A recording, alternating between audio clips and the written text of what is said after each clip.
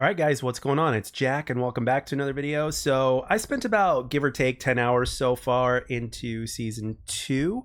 So I just wanted to basically do a little bit of a first impressions from start to finish. And, I got to admit, in the beginning, it was kind of rough for me because, well, I didn't know it at the time because I didn't pay good enough attention to it, but I had some internet issues and I just basically had to restart everything. And thankfully, that fixed, and then a bit of a headset issue, which could have also been impacting my experience, according to what I felt. But I don't want to go into too much details on that because I already did a take of this commentary previously, and the video was way too long. So I'm just going to say, after basically fixing the internet and just not playing with my headset as previously, because it was an issue that I was having in season 1, basically everything kind of went back to normal. So basically the game, in terms of how it feels, felt just like it did before the update, which is good because we've kind of, XDefiant has been kind of notorious in a way for known to, whenever they update the game, something else ends up messing up. Now, so far in my experience, I haven't found anything. However, one thing in terms of net code, so to speak, that I have noticed a difference in, and for you guys as well, from everything that I've seen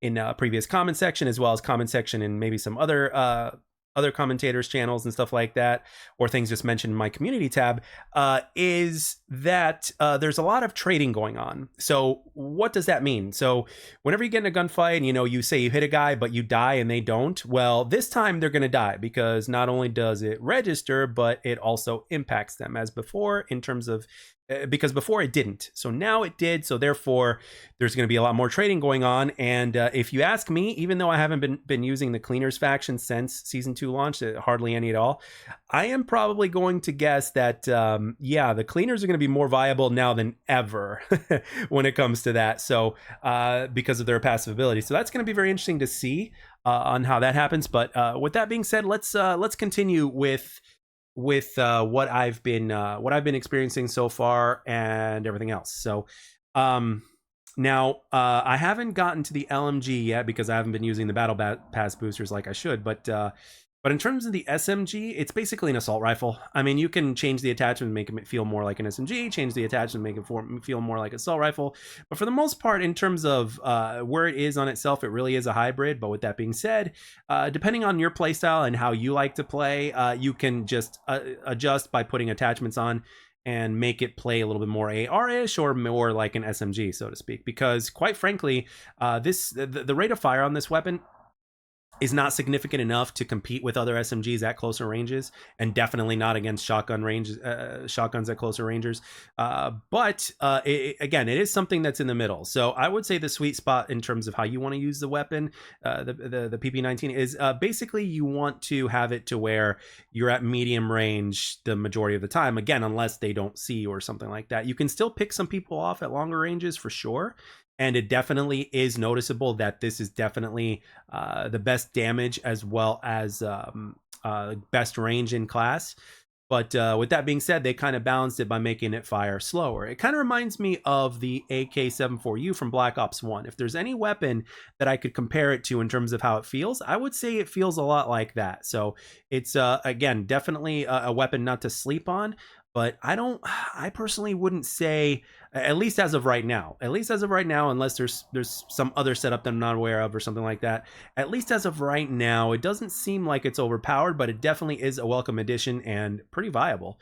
The LMG I haven't unlocked just yet, but I am looking forward to playing that one. I love the fact that that one is a middle ground as well. So I'll probably end up using it like an assault rifle, but I like the fact that because it's an LMG hybrid as well, that you can use it at longer distances, because at longer distances with assault rifles, they because of how the time to kill works and how just this game is in general, apart from the M16, there's no really automatic assault rifle that can deal, like, it requires a lot of, at least with my experience, it requires a lot of hits that can take a lot of time to take an enemy down from a distance, from as far as an automatic goes, which makes sense. But the fact that this gun here could be something that kind of shortens that a little bit is very appealing to me, while being an automatic weapon that isn't quite as slow as an LMG, but not quite as fast as an AR. So I'm really looking forward to seeing that. But until we get there, I haven't seen it yet. Haven't experienced it yet. But what about the new map? So the map itself is actually a map that is longer. Excuse me, it's bigger. It's a bigger map, and there's more lines of sight. So if you are a more passive player and you like to just be positional, so to speak, to where you're basically out of power position and you like to stay there, this map is catered towards you. Now, I'm not saying that it's as campy as, you know, some of the campiest maps we've ever seen in other game franchises, but in terms of XDefiant, I would say that this is probably the campiest map. Some people would say that Attica Heights is as well, but I disagree. Attica Heights isn't as cluttered as this map is. There's a lot of stuff in this map and a lot of lines of sight and a lot of places to where you can actually, there's some pretty big areas to where you can actually kind of be hidden in, at least for a temporary period of time. So that is my experience with so far. It doesn't flow as well as the other maps or whatnot. Can you rush in it though? Absolutely. It's not like you can't counter anybody because they're too safe or anything like that. But if you're a slower paced player, then I would say this is the map for you. So in terms of my experience, I'm not as much of a fan of it, but at the same time, it is the very beginning of the season. So we're gonna have to get to know this map a little bit better in terms of how to rush or camp a little bit more properly. But with that being said, you know, I've been playing first-person shooters for years, and usually right off the get-go, you can tell whether a map is good or not, whether the map has good flow or not, and all that kind of stuff. And for me personally, I'm not just as much of a fan of this map in particular. So just thought I'd mention that. And obviously, I'm not a shotgun user, nor have I gotten to level 80 to unlock the Spaz 12, but I'm sure that those of you that have are pretty much having fun with it as it is. So what about the Highwaymen? So the Highwaymen faction ability is satisfying to use, but the difference is only noticeable in terms of the passive, the quote-unquote specialist bonus. It's not really noticeable until you get to like kill 3 without dying, right? And then obviously kill 4 being the max amount of kills, and then you get this little blue hueish color kind of surrounding your screen a little bit that you know, that basically lets you know that you're at your, you know, you're at your max. And that's when you really start to notice the big difference. But with that being said, it's not such a huge difference to where it is like breaking. And let's not forget that it does reset after you die, and regardless of how many kills you have. And yeah, it's something that you work up towards, and that's the difference, and that's the trade-off between this particular move with the passive compared to the others. Because if you think about it, you really don't have any attributes to the passive until you at least get a kill, and then a second kill, and then a second kill without dying, and then a third kill without dying, and then the max of a fourth kill without dying. So you actually have to earn your passive this time around, as opposed to just having it from the get-go. So that's the kind of trade-off with this one, and I'm pretty sure that there might be some other passives that take advantage of this too in the future. But with this one, because it affects how fast you can reload and how fast your weapon fires, specifically how fast your weapon fires, those two things right there that are, you know, pretty much they justify the fact that you have to earn your passive, in my opinion. So it's not as crazy as someone would think. But if somebody's really good at going on streaks, especially if they have an aggressive play style, then I can definitely see them doing some damage. But again, they die once, they reset, and you know, the only attribute would be the increased rate of fire. It's not like the Deadeye perk from Call of Duty Ghosts. However, it is kind of like a happy medium to where it's not like exactly like stopping power, but it's a little bit closer to that. It's like right in the middle between not having stopping power from old Call of Duty titles and having stopping power, if that makes sense. So at least so far of what I've experienced. But in terms of other things, the audio, obviously, you can sound whoring is definitely something that's a little bit better now, because quite frankly, the footstep sounds are not like they were before. If somebody's behind you, you can hear them more. If somebody's above you, you can hear them in that general direction. But there's still a few inconsistencies to where you won't hear somebody in cases to where you should. But with that being said, though, it is definitely a bigger improvement as far as my experience is concerned, compared to where it was before. So you're not going to be looking left and right because, you know, somebody's actually above you, but you're not going to be looking left and right because it sounds like they're right next to you.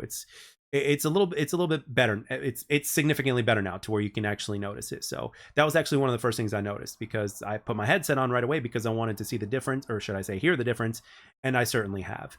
There's also different sound effects in terms of you know, when you get a kill, or whenever one of those medals for assists pop up on screen or something like that. It's a different It's a different sound effect, which is actually welcome because it kind of goes with the change in terms of seasons and stuff like that. So that just goes to show you that from season to season, they're actually going to change like the little things about the game in terms of how things sound and everything like that.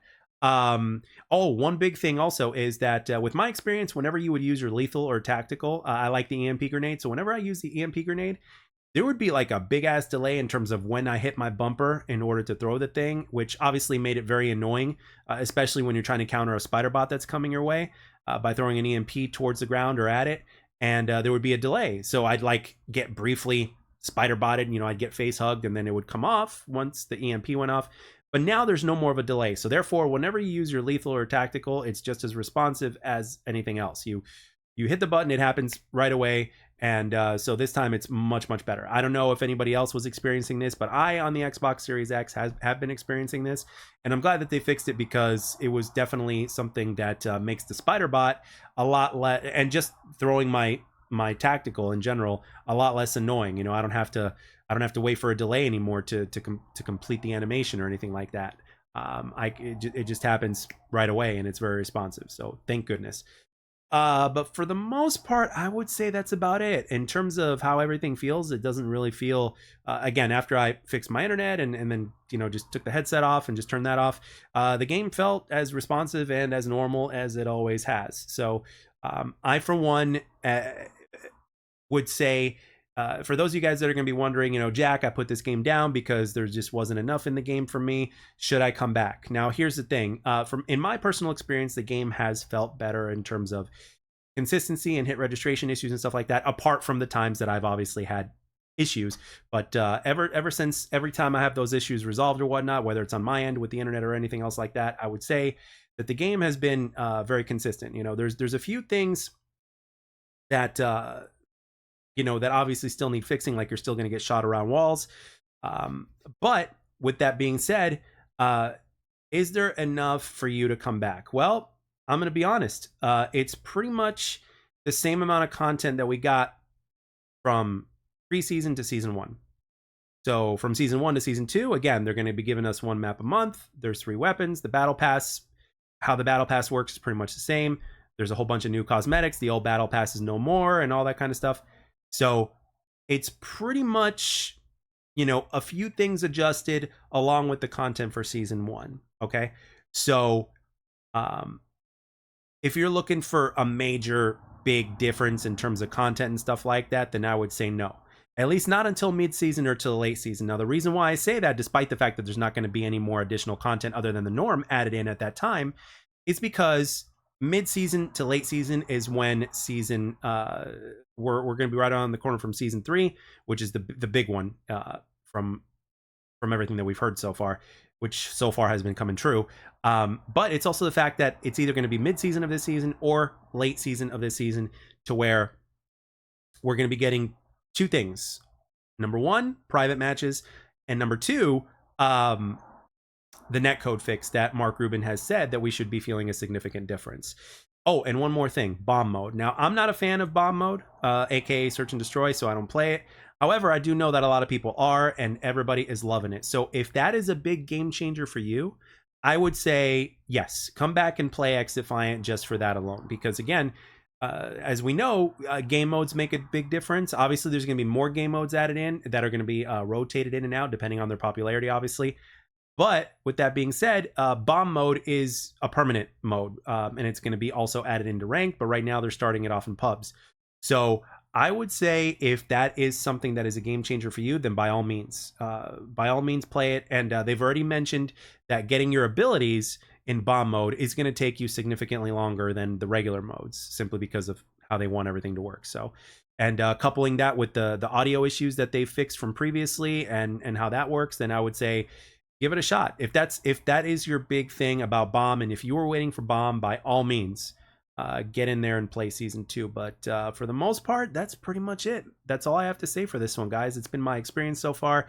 You guys can let me know down in the comment section whether or not your experience has been similar, if it's been different, because as you guys know, it hasn't really been consistent for every single player across the board.